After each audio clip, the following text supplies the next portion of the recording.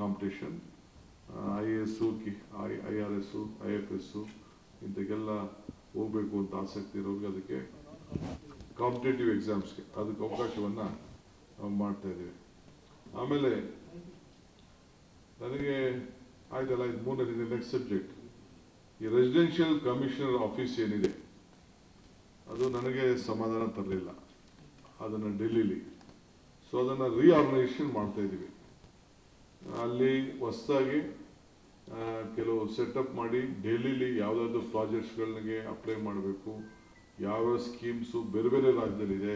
ತಮಿಳುನಾಡು ಎಷ್ಟು ಅಂದ್ಕೊಂಡು ಹೋಗ್ತಾ ಇದ್ದಾರೆ, ಆಂಧ್ರ ಎಷ್ಟು ಇಟ್ಕೊಂಡು ಹೋಗ್ತಾರೆ, ಮಹಾರಾಷ್ಟ್ರ ಎಷ್ಟು ಹೋಗ್ತಾ ಇದ್ದಾರೆ, ಬೇರೆ ಗುಜರಾತ್ ಅವರು ಏನು ತೆಗೆದುಕೊಳ್ತಾರೆ. ಆ ರೀತಿ ಎಲ್ಲ ಮಾಹಿತಿಯನ್ನು ಕಲೆ ಹಾಕಲಿಕ್ಕೆ ಅದಕ್ಕೊಂದು ಸಪ್ರೇಟ್ ಯೂನಿಟ್ನೇ ಸೆಟ್ ಮಾಡ್ತಾ ಇದ್ದೀನಿ. ಸಪ್ರೇಟ್ ಟೀಮ್ ಆಫ್ ಆಫೀಸರ್ಸ್ನ ನೇಮಕ ಮಾಡ್ತಾ ಇದ್ದೀನಿ. ನಾನು ದೆಹಲಿಗೆ ಹೋಗಿ ಈಗಾಗಲೇ ನಮ್ಮ ಕರ್ನಾಟಕ ರಾಜ್ಯದಲ್ಲಿ ಇರುವಂಥ ಅಧಿಕಾರಿಗಳು, ಯಾರು ಸೀನಿಯರ್ ಅಧಿಕಾರಿಗಳು ಸುಮಾರು ಒಂದು 60 ಜನ ಕೆಲಸ ಮಾಡ್ತಾ ಇದ್ದಾರೆ, ಅವ್ರನ್ನೆಲ್ಲ ಆಗಲೇ ಒಂದು ಮೀಟಿಂಗ್ ಕೂಡ ನಾನು ದೆಹಲಿಲಿ ಮಾಡಿದ್ದೇನೆ. ಅವ್ರ ಸಲಹೆಯನ್ನು ಕೂಡ ಪಡೆದಿದ್ದೇನೆ. ಅವರು ಬೇಕಾದಷ್ಟು ಸಲಹೆಗಳನ್ನು ಕೊಟ್ಟಿದ್ದಾರೆ. ಅವರೆಲ್ಲರೂ ಕೂಡ ಬಂದು ಮೀಟಿಂಗಲ್ಲಿ ಪಾರ್ಟಿಸಿಪೇಟ್ ಮಾಡಿ ಕರ್ನಾಟಕ ರಾಜ್ಯದ ಹಿತ ನಾವು ಕಾಪಾಡ್ತೇವೆ ಅಂತ ಹೇಳಿ ಅವರು ಕೂಡ ಭರವಸೆ ಕೊಟ್ಟಿದ್ದಾರೆ. ಅವ್ರನ್ನು ವಿಶ್ವಾಸಕ್ಕೆ ತೆಗೆದುಕೊಂಡಿದ್ದೆ. ಅವರು ಅನೇಕ ಸಲಹೆ ಕೊಟ್ಟಿದ್ದಾರೆ. ಅದನ್ನು ಎಂಟೈರ್ ಟೀಮ್ನಲ್ಲಿ ಹೊಸದಾಗಿ ನಾನು ಸೆಟಪ್ ಮಾಡಿ ಮಾಡ್ತಾ ಇದ್ದೀನಿ. ಮಾಡಿ ಜೊತೆಗೆ ಅವರು ನಮಗೆ ಅವರು ಎಲ್ಲ ಸೇರಿಕೊಂಡು ಮೀಟ್ ಮಾಡಿ ಅವ್ರವ್ರ ಇಲಾಖೆಗೆ ಅವ್ರ ಫ್ರೆಂಡ್ಸು ಏನೇನಿದ್ದಾರೆ, ಕೊಲೀಗ್ಸ್ ಏನಿದ್ದಾರೆ, ಅವರು ಕೂಡ ನಮಗೆ ಗೈಡ್ ಮಾಡಲಿಕ್ಕೆ ಎಲ್ಲ ಮುಂದೆ ಬಂದಿದ್ದಾರೆ. ಅಲ್ಲೊಂದು ಸಪ್ರೇಟ್ ಟೀಮ್ ಮಾಡ್ತಾ ಇದ್ದೀನಿ. ಜೊತೆಗೆ ಕೆಲವು ಒಂದು 5-6 ಜನ senior IAS officers, IRS officers, IPS officers ಯಾರು ರಿಟೈರ್ಡ್ ಆಗಿದ್ದಾರೆ, ಡೆಲ್ಲಿಲಿದ್ದಾರೆ, ಅವ್ರನ್ನೂ ಕೂಡ ನಾನು ಅಪಾಯಿಂಟ್ಮೆಂಟ್ ಮಾಡಿಕೊಂಡು ಈ ಜವಾಬ್ದಾರಿಯನ್ನು ಅವ್ರಿಗೆ ವಹಿಸಲಿಕ್ಕೆ, ಅವರು ನಮಗೆ ಸಹಕಾರ ಮಾಡಲಿಕ್ಕೆ ಅವ್ರನ್ನೂ ಕೂಡ ನಾನು ಇನ್ವೈಟ್ ಮಾಡಿ ಮಾತುಕತೆನ ಎಕ್ಸ್ಪ್ಲೋರ್ ಮಾಡ್ತಾ ಇದ್ದೀನಿ. ನೆಕ್ಸ್ಟ್ ಟೈಮ್ ಡೆಲ್ಲಿಗೆ ಹೋದಾಗ ಯಾರು ಸೀನಿಯರ್ IAS ಆಫೀಸರ್ಸು ಅವರು ಬಂದಿದ್ದಾರೆ, ರಿಟೈರ್ಡ್ ಆಗಿದ್ದಾರೆ, ಅವ್ರು ಯಾರು ಸರ್ವಿಸ್ ಮಾಡಲಿಕ್ಕೆ ಇಷ್ಟಪಡ್ತಾರೆ, ಸೆಂಟ್ರಲ್ ಗೌರ್ಮೆಂಟ್ ಪ್ರಾಜೆಕ್ಟ್ಸ್ ಬಗ್ಗೆ ಯಾರು ಆಸಕ್ತಿಯನ್ನು ವಹಿಸ್ತಾರೆ, ಅದನ್ನೆಲ್ಲ ತಗೊಂಡು ಬರಲಿಕ್ಕೆ, ಅವರು ಏನು ಕನೆಕ್ಷನ್ಸ್ನ ಮಾಡಲಿಕ್ಕೆ ಕರ್ನಾಟಕಕ್ಕೆ, ಸೊ ಅದನ್ನು ಕೂಡ ನಾನು ರೀಆರ್ಗನೈಸ್ ಮಾಡಲಿಕ್ಕೆ ವ್ಯವಸ್ಥೆ ಮಾಡ್ತೀನಿ.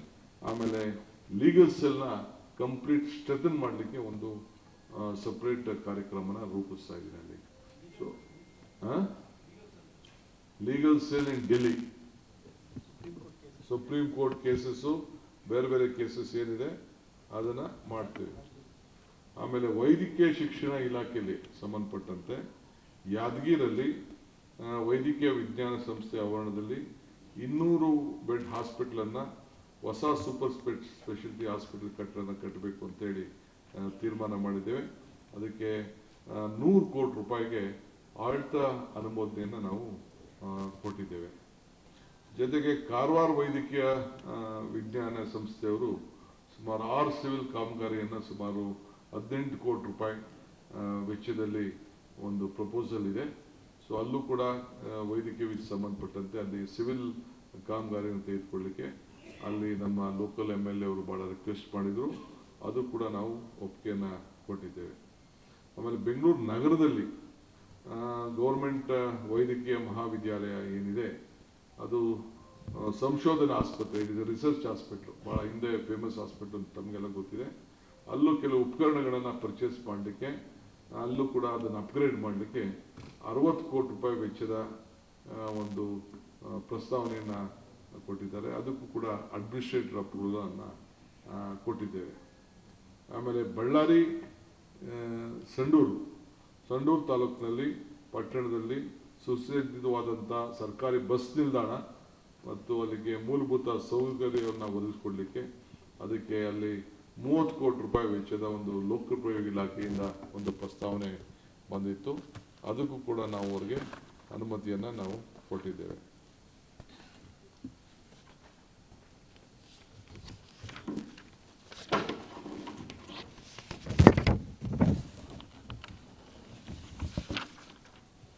ಆಮೇಲೆ ನಮ್ಮ MLCಗೂ ಒಂದು ವೇಕೆನ್ಸಿ ಆಗ್ತಾ ಇದೆ, 5 ಸದಸ್ಯರು. ಅದು ನನಗೆ ಆಥರೈಸ್ ಮಾಡಿದ್ದಾರೆ ನಮ್ಮ ಕ್ಯಾಬಿನೆಟ್ಟು.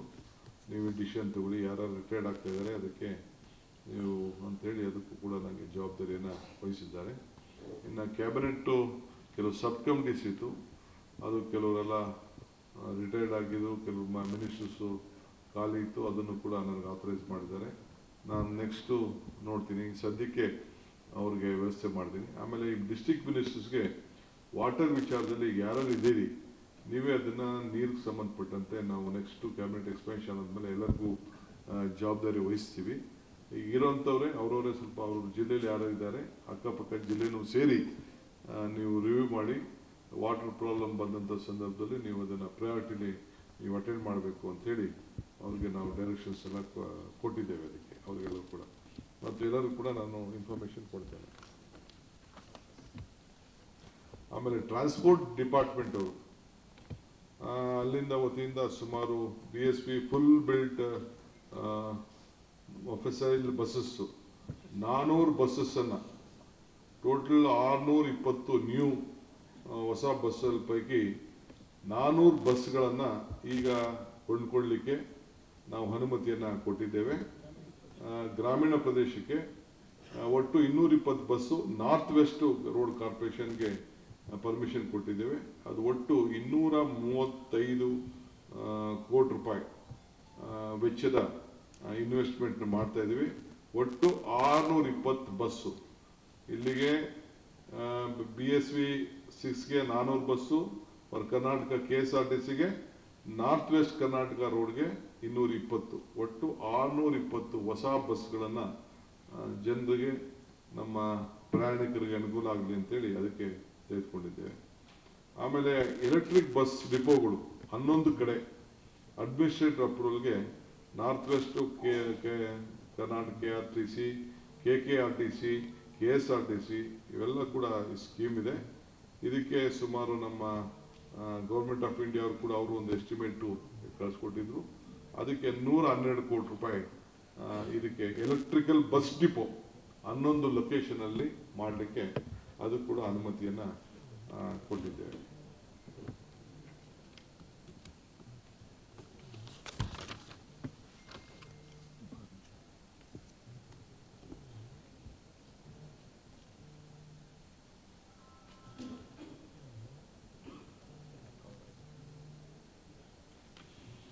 ಆಮೇಲೆ ಗದಗ ಬಟ್ಗೇರಿಲಿ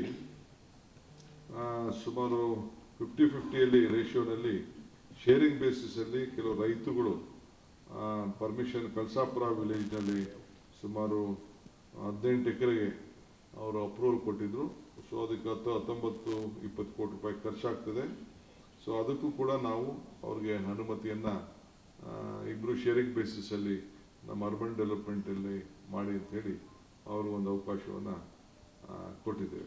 ಇಷ್ಟು ಭಾಳ ಪ್ರಮುಖವಾದಂಥ ವಿಚಾರಗಳನ್ನು ಇವತ್ತು ತಮಗೆ ತಿಳಿಸ್ತಾ ಇದ್ದೀನಿ. ಇನ್ನು 2-3 ವಿಚಾರ ಇದೆ.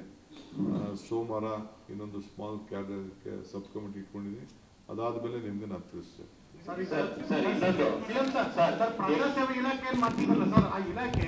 ಎಲ್ಲ ಇಲಾಖೆಗಳ ಸಮಸ್ಯೆಗಳನ್ನ ಪರಿಹಾರ ಮಾಡಲಿಕ್ಕೆ ಅವರಿಗೆ ಕೋಆರ್ಡಿನೇಷನ್ ಮಾಡ್ಲಿಕ್ಕೆ ಪ್ರಾವಿಷನ್ ಕೊಡ್ತೀರಾ ಅಥವಾ ಕೇವಲ ಪೋಸ್ಟ್ಮೆಂಟ್ ತರ ಮಾಡ್ತೀರಾ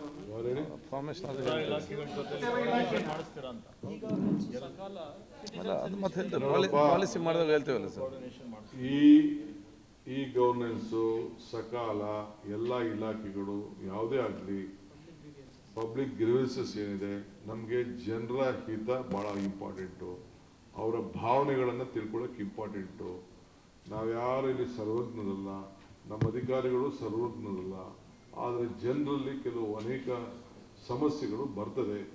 ನೀವು ಕೂಡ ಮಾಧ್ಯಮದವರು ಕೂಡ ಕೆಲವು ಒಳ್ಳೊಳ್ಳೆ ವಿಚಾರಗಳನ್ನು ಜನರಿಗೆ ತಿಳಿಸ್ತಾ ಇದ್ದೀರಿ, ನಮಗೂ ತಿಳಿಸ್ತಾ ಇದ್ದೀರಿ. ನಿಮ್ಮಲ್ಲಿ ಬಂದಿರೋಂಥ ಕೆಲವು ಮಾಹಿತಿಗಳನ್ನು ತೆಗೆದುಕೊಂಡು ನಾವು ಇಮಿಡಿಯೇಟ್ ಆ್ಯಕ್ಟ್ ಮಾಡ್ತೀವಿ. ಅದನ್ನು ಕೂಡ ನಾವು we will look in to it. 2-way communication.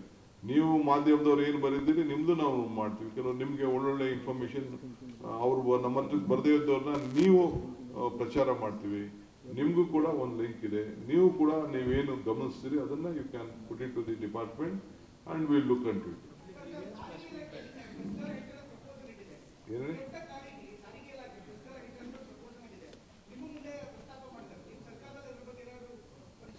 ಯಾವ್ದು ಹೇಳಿ? ಸಾರಿಗೆ ಇಲಾಖೆಯವರು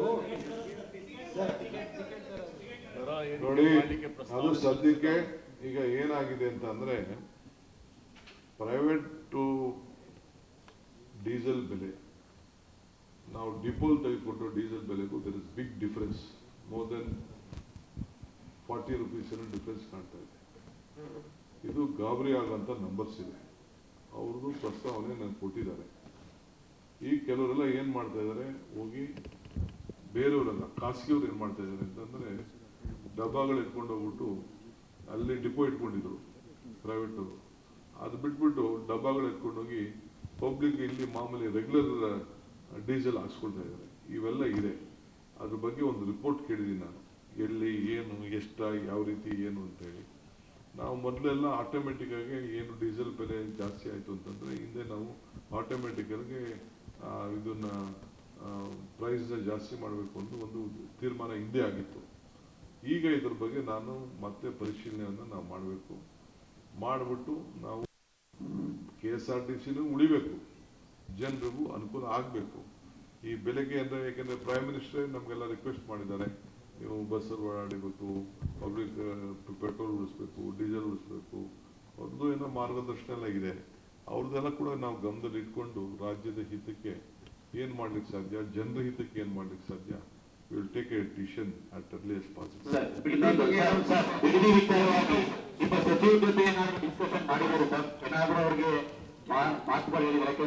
ನೋಡಪ್ಪ, ನಾನು ಇದನ್ನ ಮಾತಾಡಬಾರ್ದು. ನಾನು ಕುಮಾರಸ್ವಾಮಿ ಅವರು ಏನು ನೋಟಿಫಿಕೇಶನ್ ಮಾಡಿದ್ರು, ಯಡಿಯೂರಪ್ಪನವರು ಏನು ಮುಂದುವರಿಸಿದ್ರು, ಅದನ್ನ ಮುಂದುವರಿಸ್ತಾ ಇದೀವಿ. ಹೊತ್ತು ನಾವೇನು ವಸ್ತು ಮಾಡ್ತಾ ಇಲ್ಲ. ಈಗ ಬಿಡದಿ ಇಂಡಸ್ಟ್ರಿಯಲ್ ಲೇಔಟ್ ಆಗಿದೆ, ಯಾರು ಅದನ್ನ ಅಕ್ವಿಷನ್ ಮಾಡಿದವರು, ಯಾರ್ದದು? ಈಗಿರುವಂತ 9,000 ಎಕರೆಯಲ್ಲಿ 1,000 ಎಕರೆ ಜಗದೀಶ್ ಶೆಟ್ಟರ್ ಅವರೆಲ್ಲ ಸೇರಿ ಅಕ್ವಿಷನ್ ಮಾಡ್ಕೊಳ್ಳಿಲ್ವೇ? ಆ ರೈತರು ಅವರ ರೈತರಲ್ವೇ? ಇದು ರಾಜಕಾರಣಕ್ಕೋಸ್ಕರ ಅವ್ರು ಮಾಡ್ತಾ ಇದ್ದಾರೆ. ಈಗ ಹೊಸ ಇಂಡಸ್ಟ್ರೀಸ್ ಬರಬೇಕು ಅಂತ ಹೇಳ್ತಾ ಇದ್ದಾರೆ. ಅವ್ರು ಇಂಡಸ್ಟ್ರೀಸ್ ಮಿನಿಸ್ಟರ್ ಇದ್ದಾರೆ, ಎಲ್ಲಿಂದ ಜಮೀನು ತೆಗೆದುಕೊಂಡು ಕೊಡ್ಲಿ ಅಂತ ಅವರೇ ಹೇಳಿದ್ರೆ ನನಗೆ ಆಗ್ತದೆ. ನಾನು ಯಾರಿಗೂ ಏನು ಬಲವಂತ ಏನು ಮಾಡಕ್ ಹೋಗ್ತಾ ಇಲ್ಲ. ನಾನು ಬೀಂಗ್ ಅರ್ಬನ್ ಡೆವಲಪ್ಮೆಂಟ್ ಇದು ಮಿನಿಸ್ಟರ್ ಆಗಿದ್ದಂತವನು ನಾನು ಐ ಕಾಂಟ್ ಡಿನೋಟಿಫೈ ಮಾಡ್ಬಿಟ್ಟು ನಾನು ಜೈಲಿಗೆ ಹೋಗ್ಲಿಕ್ಕೆ ನಾನು ತಯಾರಿಲ್ಲ. ನಾನು ಡಿನೋಟಿಫೈ ಈಗ ರೆಡ್ ಝೋನ್ ಯಾಕೆ ಕುಮಾರಸ್ವಾಮಿ ಮಾಡಿದ್ರು, ರೆಡ್ ಝೋನ್ ಅಂತ ಯಾಕೆ ಕುಮಾರಸ್ವಾಮಿ ಅವ್ರು ಮಾಡಿದ್ರು, ಅದು ಫಸ್ಟ್ ಉತ್ತರ ಹೇಳಿ. ಯಾಕೆ ನೋಟಿಫಿಕೇಶನ್ ಮಾಡಿದ್ರು, ಅದಕ್ಕೆ ಉತ್ತರ ಹೇಳಿ. ಯಡಿಯೂರಪ್ಪನವರು ಅದನ್ನ ಮುಂದುವರಿಸಿದಾಗ ಯಾಕೆ ಅದನ್ನ ಇವ್ರ ಕಾಲನ ಇತ್ತಲ್ಲ, ಇವ್ರಿಗೇನೆ ಡಿನೋಟಿಫೈ ಮಾಡಕ್ಕೆ ಅವಕಾಶ ಇತ್ತಲ್ಲ. ಇವರು ಚೀಫ್ ಮಿನಿಸ್ಟರ್ ಇದ್ರು, ಯಡಿಯೂರವ್ರದ್ದು ಸರ್ಕಾರ ಇತ್ತು, ಬಿಜೆಪಿ ಗೌರ್ಮೆಂಟ್ ಇತ್ತು, ಅವರು ಡಿನೋಟಿಫೈ ಮಾಡ್ಬೋದಾಗಿತ್ತಲ್ಲ. ಪಾಪ ಅವ್ರೇನೋ ರಾಜಕಾರಣಕ್ಕೆ ಅವ್ರು ಮಾತಾಡ್ತಾ ಇದ್ರೆ ನಾನು ಏನು ಬೇಜಾರು ಮಾಡ್ಕೊಳ್ಳೋದು. ರೈತರೆಲ್ಲ ಒಳ್ಳೆಯವರೇ. ದಿ ಹೈಯೆಸ್ಟ್ ಕಾಂಪನ್ಸೇಷನ್ ಅವ್ರಿಗೆ ಕೊಡ್ತಾ ಇದ್ದೀನಿ ನಾನು. 80% ಜನ ಮುಂದೆ ಬಂದಿದ್ದಾರೆ. ಮುಂದೆ ಬರಲಿಲ್ಲ ಅಂದ್ರೆ ನಾನೇನು ಮಾಡಕ್ ಆಗಲ್ಲ. ಕಾನೂನು ಏನಿದೆ ಕಾನೂನು ಪ್ರಕಾರ ಮಾಡ್ಬೋದು. ಏನ್ ಬೇಕಾದ್ರೂ ಪಾಪ ಟೀಕೆ ಮಾಡಿದ್ರು ನಾನೇನು ಬೇಜಾರು ಮಾಡ್ಕೊಳಕ್ ಆಗಲ್ಲ. ಅವರೆಲ್ಲ ನಮ್ಮವರು, ರೈತರೆಲ್ಲ ಒಳ್ಳೆಯವರು. ಪಾಪ ಬಿಸ್ಕೆಟ್ ಮಾಡ್ತಾ ಇದ್ದಾರೆ ಅವರೇ. ನಾನು ಇದಕ್ಕೆ ಪಿತಾಮಹ ಯಾರು? ಅವರೇ ತಾನೇ ಪಿತಾಮಹ. ಅವರೇ ಒಪ್ಕೊಂಡಿದಾರಲ್ಲ. ನೀವು ಟಿವಿಗಳು ತೆಗೆದು ನೋಡಿ, ನೀವು ಡೆಲ್ಲಿಯಿಂದ ಹೇಳಿದ್ದಾರೆ ನಾನು 8,000 ಅಡಿ ಕೊಡ್ತೀನಿ ಅಂತ ಹೇಳಿದ್ದೆ. ಈಗ ನಾನು 8,000 ಅಲ್ಲ 50% ಕೊಡ್ತೀನಿ ಅಂತ ಇವತ್ತು ಹೇಳಿದ್ದೀನಿ. ಇನ್ನೇನೆ 2.5 ಕೋಟಿ ರೂಪಾಯಿ ಅಷ್ಟು ಒಬ್ಬೊಬ್ಬರು ಎಕರೆಗೆ ಸಿಕ್ಕಿದೆ. ಎಲ್ಲಿ ಕೊಡ್ತಾರೆ 2.5 ಕೋಟಿ ರೂಪಾಯಿ? ನಾಳೆ ದೊಡ್ಡ ಮಟ್ಟದ ಹೋರಾಟ ಮಾಡ್ತಿದ್ದಾರೆ ಸರ್, ಕಡಿಮೆ ಆಯ್ತು ಅಂತ. ಆಯ್ತು, ನೋಡೋಣ ಅದನ್ನೆಲ್ಲ. ಹೋರಾಟ ಮಾಡ್ತಾರೆ. ಕ್ಯಾಬಿನೆಟ್ ಕ್ಯಾಬಿನೆಟ್ ಬ್ರೀಫಿಂಗ್ ಸರ್, ಇದು ಕ್ಯಾಬಿನೆಟ್ ಬ್ರೀಫಿಂಗ್ ಮತ್ತೆ ಚರ್ಚೆ ಮಾಡಿ. ನೋಡಪ್ಪ, ಅವ್ರದೆಲ್ಲ ಇಂಡಸ್ಟ್ರೀಸ್ ಮಿನಿಸ್ಟ್ರು. ಇಂಡಸ್ಟ್ರೀಸ್ ತರಬೇಕು ಅಂತ ಆಸೆ ಇದೆ. ಎಲ್ಲಿ ತರಬೇಕು, ಹೆಂಗ್ ತರಬೇಕು, ಯಾರ ಜಮೀನಲ್ಲಿ ತರಬೇಕು ಅಂತ ಅವರೇ ಉತ್ತರ ಹೇಳಿ. Thank you.